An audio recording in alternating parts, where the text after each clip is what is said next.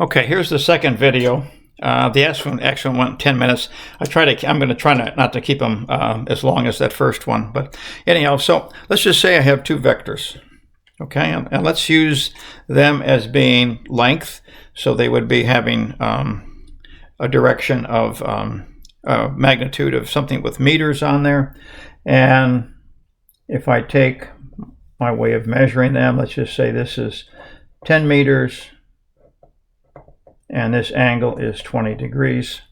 And what about this vector over here? Well, we still do the same thing.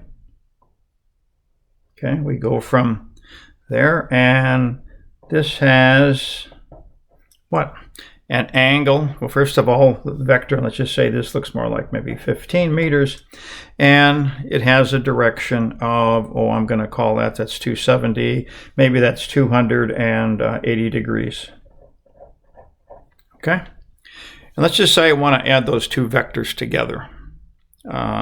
Maybe something's pulling on this object in this direction and something is pulling on that same object in that direction.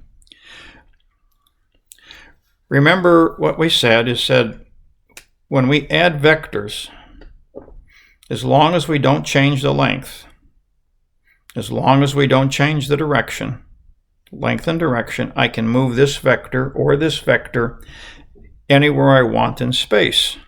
So I could take this vector and I could take the tail of this vector and move it to the head of this vector.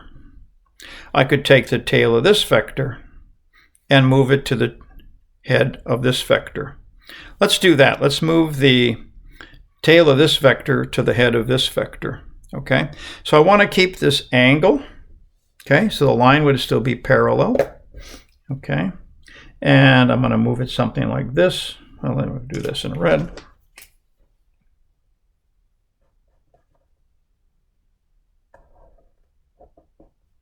Okay, so I'd have this angle of 20 degrees right there.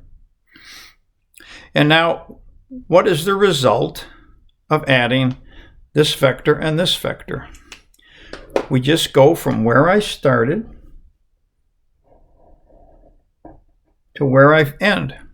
And this would be my resultant vector. And what would its direction be? Its direction would be